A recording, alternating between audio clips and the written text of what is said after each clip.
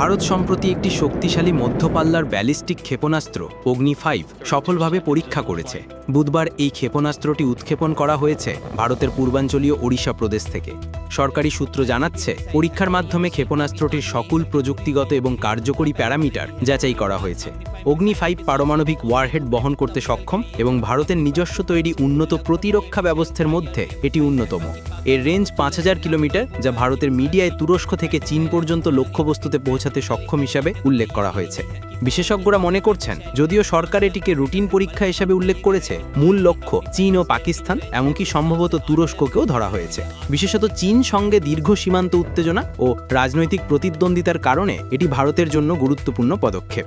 চীন ভারত সীমান্ত সংঘাত, বিশেষত 2020 সালের মারাত্মক সংঘর্ষের পর দুই দেশের সম্পর্ক জটিল হয়েছে। ভারত কোয়াড নিরাপত্তা জোটের অংশ, যা যুক্তরাষ্ট্র, অস্ট্রেলিয়া ও জাপানের সঙ্গে মিলিত হয়ে চীনের প্রভাবের ভারসাম্য রক্ষায় গুরুত্বপূর্ণ ভূমিকা রাখে। অগ্নি-5 এর দৈর্ঘ্য 17.5 মিটার, ওজন 50,000 কেজি এবং এটি 1000 কেজিরও বেশি পারমাণবিক বা প্রচলিত ওয়ারহেড বহন করতে সক্ষম। প্রতি ঘন্টায় প্রায় 30,000 কিলোমিটার বেগে এটি 5000 কিলোমিটারেরও বেশি দূরত্ব অতিক্রম করতে পারে, যা এটিকে বিশ্বের দ্রুততম ব্যালিস্টিক ক্ষেপণাস্ত্রগুলির মধ্যে একটি করে তোলে। বিশেষজ্ঞরা মনে করছেন, পরীক্ষার সময়ও তাৎপর্যপূর্ণ। প্রধানমন্ত্রী নরেন্দ্র মোদী চীনের সাংহাই সহযোগিতা সংস্থা সম্মেলনে যোগ দিতে যাওয়ার ঠিক আগে এই পরীক্ষা সম্পন্ন হয়েছে। ভারতের মাঝারি ও দীর্ঘ পাল্লার ক্ষেপণাস্ত্র পরিকল্পনা মূলত চীন দিকে লক্ষ্যভিত্তিক। এই পরীক্ষার মাধ্যমে ভারত তার সামরিক শক্তি, আঞ্চলিক প্রভাব ও বৈশ্বিক ডিপ্লোম্যাটিক অবস্থানকে আরও শক্তিশালী করার লক্ষ্যে এগোচ্ছে।